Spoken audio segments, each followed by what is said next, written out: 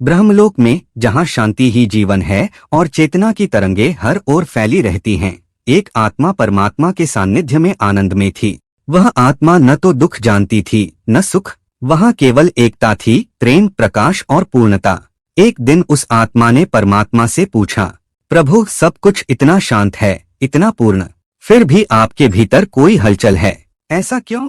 परमात्मा मुस्कुराए, क्योंकि पूर्णता में अनुभव नहीं होता और अनुभव के बिना सृष्टि अधूरी लगती है। तुम क्या अनुभव करना चाहोगी? आत्मा थोड़ी सोच में पड़ी और बोली, मैं जानना चाहती हूँ प्रेम क्या होता है। करुणा, पीड़ा, साहस, विश्वास, क्षमा, ये सब क्या हैं? क्या केवल आपकी गोद में रहकर इनका अनुभव संभव है?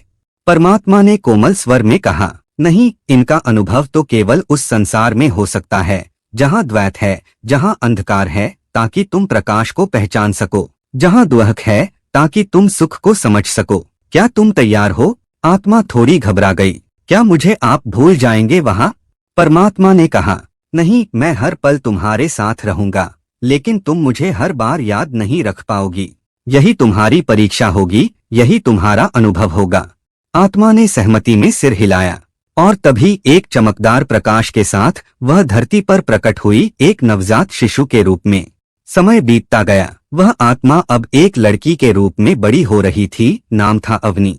बचपन में उसे अक्सर ऐसा लगता कि कोई अदृश्य शक्ति उसे देख रही है, उसकी रक्षा कर रही है।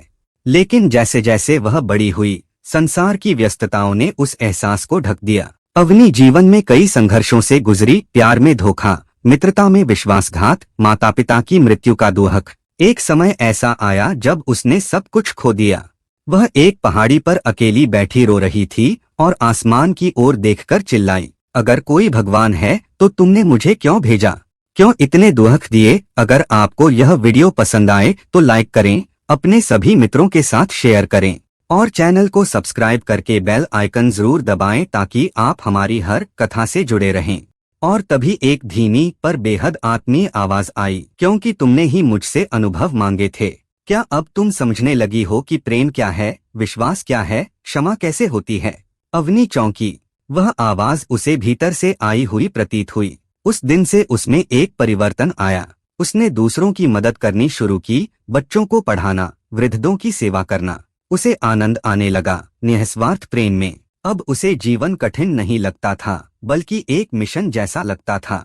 वह समझ गई थी, मैं कोई साधारण शरीर नहीं, मैं आत्मा हूँ और इस शरीर के माध्यम से मुझे वो सब सीखना है जो ब्रह्मलोक में सीखना संभव नहीं था। कई वर्षों बाद जब उसका जीवन पूर्ण हुआ और उसने अंतिम सांस ली तो एक बार फिर वही प्रकाश आया, वही आवाज, स्वागत है आत्मा, क्या तुमने अनुभव कर लिया? अवनी मुस्कुराई, हाँ प्रभु, अब मैं जानती हूँ कि प्रेम क्या है। और आप कौन हैं? परमात्मा ने उसे अपनी गोद में लिया और वह आत्मा फिर से ब्रह्मलोक में समा गई, अनुभवों से समृद्ध, प्रेम से पूर्ण।